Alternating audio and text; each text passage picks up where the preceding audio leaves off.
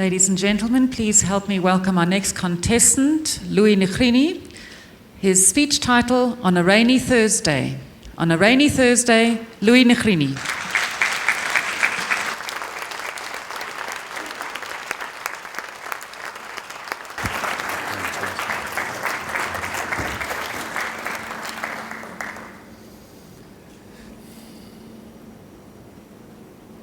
So there I was, laying flat on my back, blood and rainwater slowly seeping into my clothes. In my mouth I've got that foul taste of failure. My eyes are stinging with anger. Madam Contest Chair, have you ever had the glory of falling in love? Have you ever been struck down by having your heart broken? Have you ever broken some hearts, ladies? The lady of my dreams was Mandy Marais. We were together at high school in Pretoria, the Jacaranda city. And as luck would have it, we were paired to do our biology assignment. And man, did I want to do some discuss some biology with her.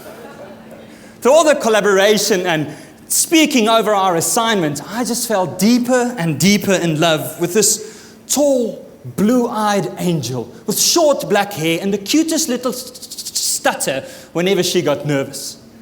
It took me months to muster up the courage to ask her to go out with me, so I decided to do it on the day that we got our assignment feedback. It was a Thursday in late spring. That morning, the rain had covered the whole of Pretoria with pretty purple petals, jacaranda flowers everywhere. The smell was a smell of optimism. And when we got 78% for our biology assignment, everything in the world felt just right to me. So that afternoon, when the bell rang, I was ready to go with my bike, my backpack, and her bag in hand.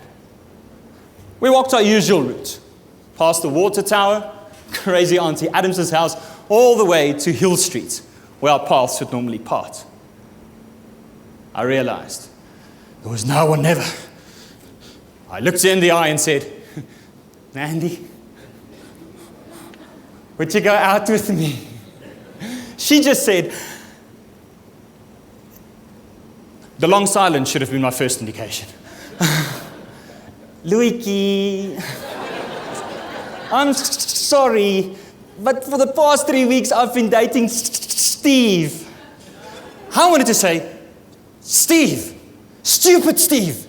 Steve that cut off all his hair, except for this patch right here, which he peroxided. Now it looks like a bird pooped on his head, and the poo went to his brain because he's stupid, Steve. I wanted to say that, but all I could get out was,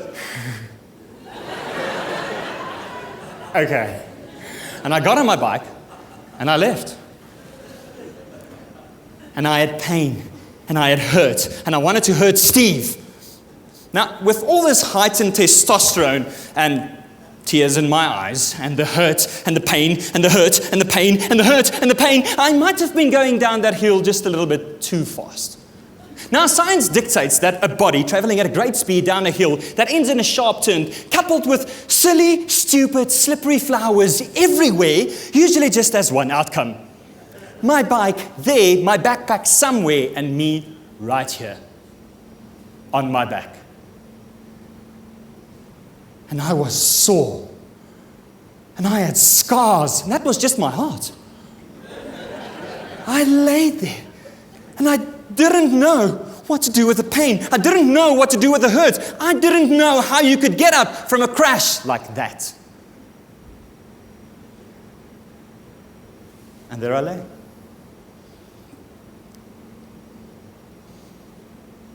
Next moment, crazy Auntie Adams comes around the corner in a 1976 Beetle, cigarette in mouth, saying, "Get out of the way! Get up!" And blaying on a tooter as she drove past. I found myself standing next to the road. Standing. It still hurt. There was still pain.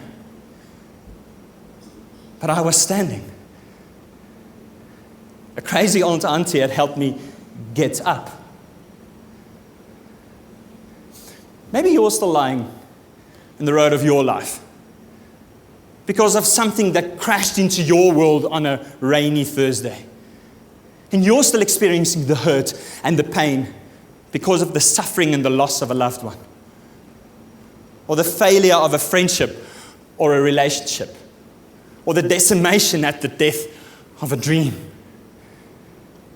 And maybe you're laying there feeling like Alpha, that I'm not good enough. I'm just tired of trying. The light at the end of the tunnel has been load-shedded.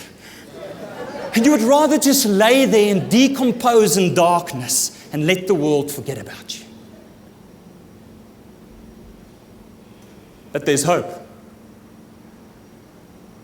In his book, Purpose-Driven Life, Rick Warren talks about 3 ways that we can handle crashes in our lives.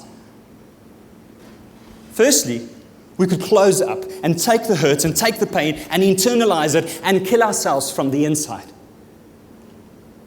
Or secondly, we could blow up and cause hurt and cause pain for everybody around us and still die. Or we could get up and face our hurt and face our pain and take the first step towards the rest of our lives. Take the first step towards moving on. Mandy moved on. Her relationship with Steve didn't last that long. Today she's a dental hygienist somewhere in Limpopo. Steve is working at one or the other bank. And me, I'm standing. Again. What about you? Confucius says that the glory of man is not in never being struck down, but in getting up every single time. So if you're still laying in the middle of the road of life, for love's sake, for life's sake, for your sake, even if you feel forsaken, for glory's sake, in the words of an old lady, get up. Get up. Madam Contest Chair.